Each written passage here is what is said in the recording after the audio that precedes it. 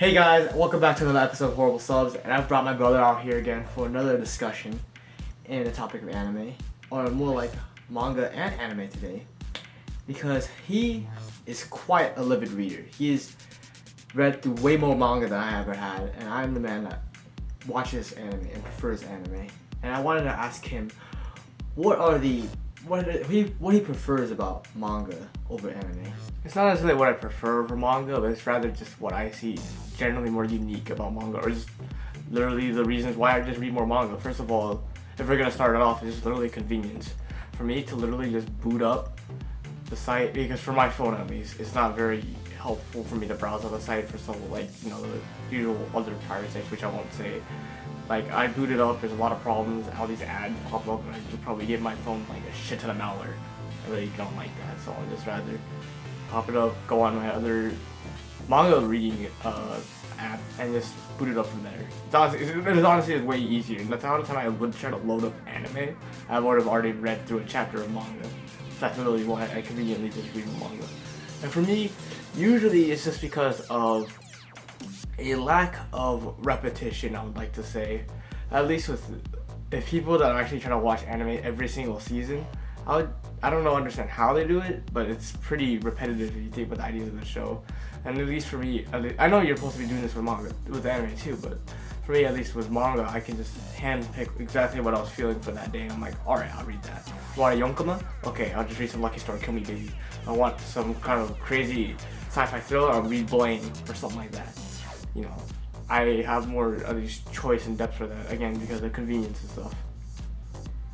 Well, for me at least, the reason I prefer anime over manga is that I'm more of a visual learner, especially if the visuals are moving somehow. It just sticks better with me, so I also prefer my entertainment the same way. If things are moving, I get it because it catches my eye. Well, the thing about manga is it should be moving almost like good anime, except it's not literally moving because they don't have time to animate it. But you know what I mean, right? So it's almost like the flow of the manga works well. Yeah, definitely. And doesn't avert your eyes. Manga should never be a whole bunch of random pieces of information, and it's up to you to figure out what is going on. Yeah. That shows that manga has no idea what the fuck he's doing. If everything, I give a good example of course, yeah, Dragon Ball had really good manga flow. And also, you can actually tell what exactly is going on. Like, no matter what, even if you're at this part of the panel, you would know exactly what was going to happen by the bottom of the page. Yeah, gotcha. Well, at least for me, it also is cool to see anime, and at least more well done anime.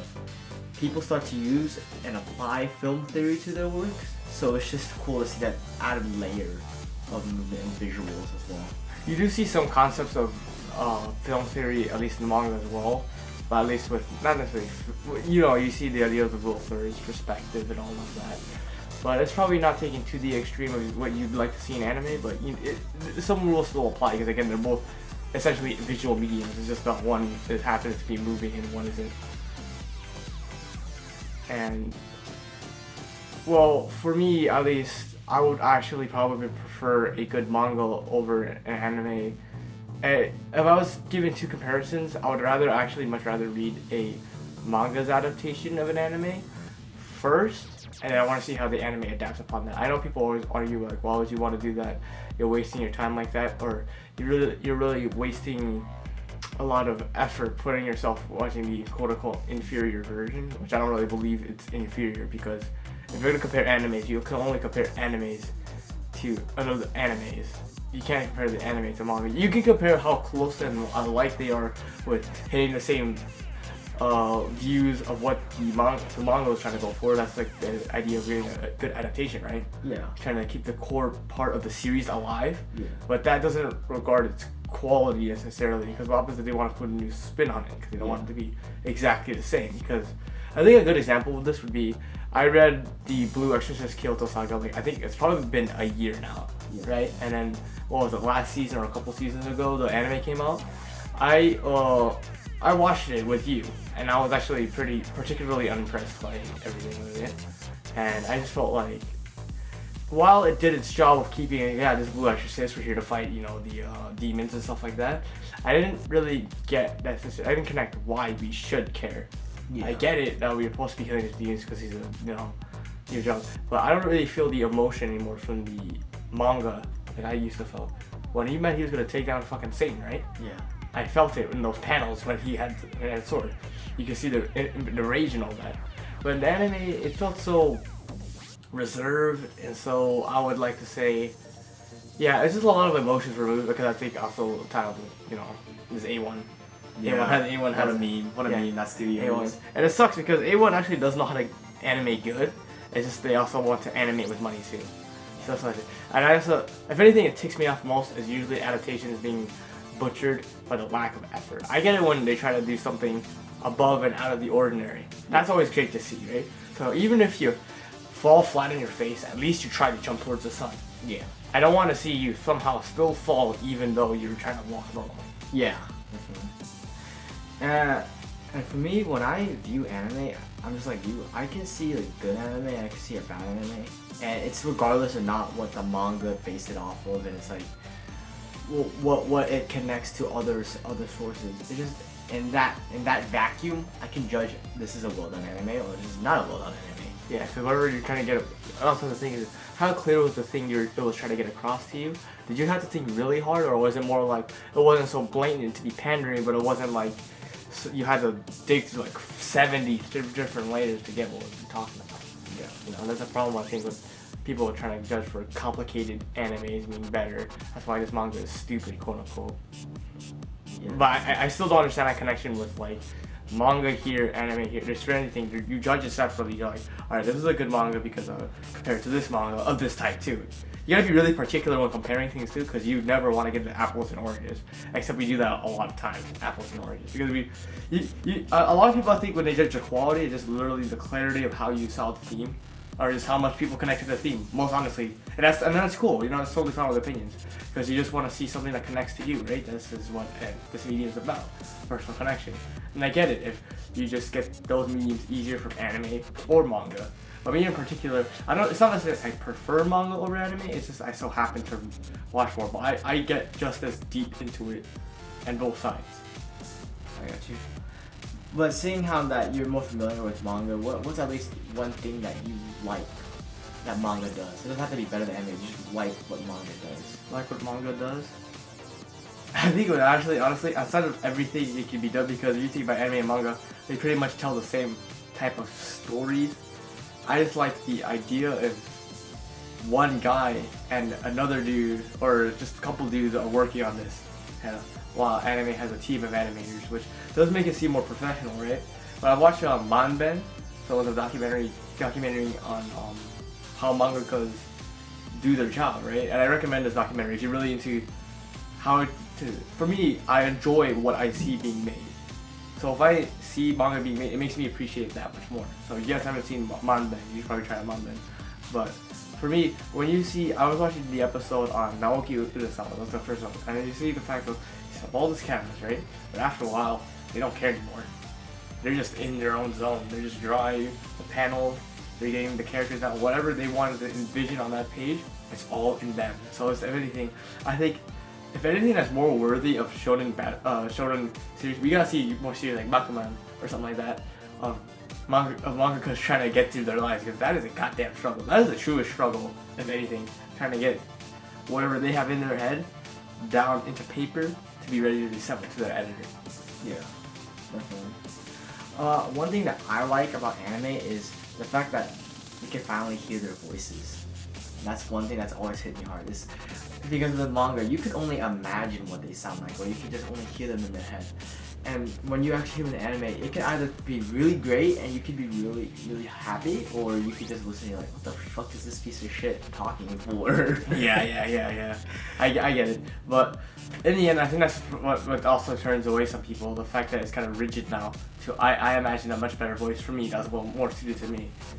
So if you take away that from them, they're like, well, what's the point? I'd rather, get turned off. I prefer going to this medium with a blank slate. Instead of seeing every series with a blank slate, even if I do occasionally read reviews before I get into it, I try to keep impartial. I try to be partial to it. I'm actually quite the opposite. I actually research the shit out of the series. I've actually known to occasionally spoil myself multiple times just so I can, because if anything, it has me more interested because I want to know the context of what happened. That's happened with, for me when I was reading Berserk. Like everyone knows it's the most shit spoiler. Like, alright, I'm gonna put a spoiler warning, but I don't really know why you care. But yeah, like Katsuka gets raped by Griffith. Everyone knows this. And I'm just wondering why did it even have to be led up to that? And then when you're on that journey reading the manga, he does a good job distracting you from the fact that that ever happened, even though it's implied from the very beginning that some shit went down. And the fact when you finally went up there, even though the betrayal was already seen at the very first chapter, you just know, fuck Griffith. That's the thing about Berserk. If anyone has read up to that part, you know, fuck Griffith, no matter what. Because he made those emotions so raw when he actually drew that, and you're like, what the fuck? What is this piece of shit doing? I did all this for you to rescue you, and this is, you know, what you returned me with? At least for me, that's where I got from here. Some people might be weird, you know, say they liked it, but, you know, we don't talk to those people, they're in jail. Well, to add a kind of a subtopic to this, is that both anime and manga, they do share the that struggle. And light novels. Yeah, and light novels. Light novels. Everyone goes through that.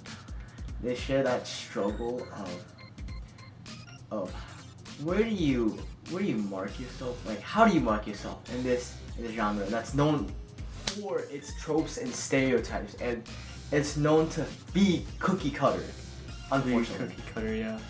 If anything, I would say just it really does suck the fact that someone trying to find an individuality, but sometimes people try so hard that their individuality becomes the trope and all that itself. So you can just see it too. Like someone was so convinced that they wanted this person to be a radicalized murderer or something as their plot, and then it just turns into a shit show of a tsundere or something. Yeah. You know, and it sucks because they didn't even realize it, but it just so happened because it's just so ingrained in our consciousness, right? We're trying to call back things of how to create the character. It's all these tropes, and it's almost like a never-ending cycle. If anything, I would say, let the changes be something you want, but also let it come naturally. You can't force it. If you're ever trying to make your mark, you can't be like, hey guys, this guy's being individual for the sake of being individual, and you're like, there's no, because no matter how crazy or cool that trait is, or how he details the characters, it's ultimately a flat character with no motivation for it. How can I connect that he's like this? Why can I get that he operates under his own opus morandi, right? So it's just one of those things, you can't force the change. So what do you think is, like, hands down that favorite manga that you go back to and read? Oh, well, obviously probably Berserk, because it's such a long-spanning story, and also it's out of hiatus finally. Like, thank God. So I'm supposed to be expecting another chapter at least next week or the week afterwards. That'd be really tight. So either that, Berserk, but I mean everyone says Berserk. This is a good answer. Everyone should say Berserk. But I would say another manga. I do talk about Naoki, but I've sadly only read one of his works, and I've only read Billy Bat, and from what I've heard about other people, like, it's not his greatest work. It's like, it's something he had a passion project for a little, like, first half of the story, but then afterwards he kind of like, you know, didn't really care for it that much. And he wasn't even writing the story truly, he was just drawing for it. So I'd like to see what a true Naoki, like, what he has in his mind without any interference. Because I heard that he's really good, so I was planning on reading 20th Century Boys and Monster afterwards, but I just don't know which order.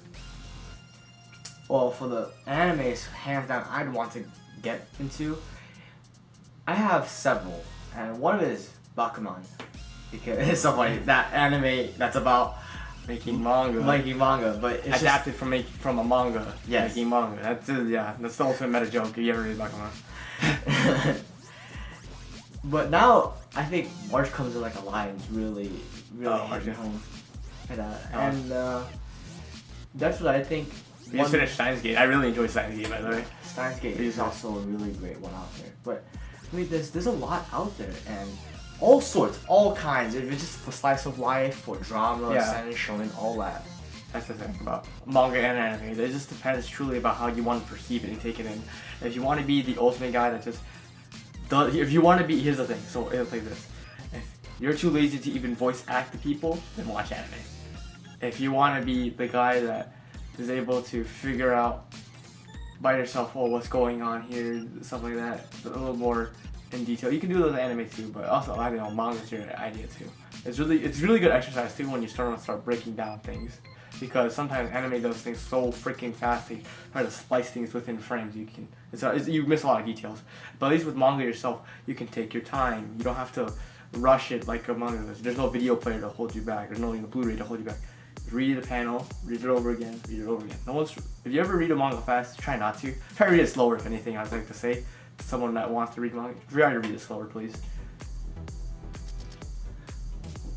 Well, I think that's gonna wrap it up for this other episode of discussion. And if you like this video, please like and go and subscribe if you want to see more content like this. See you next time, guys.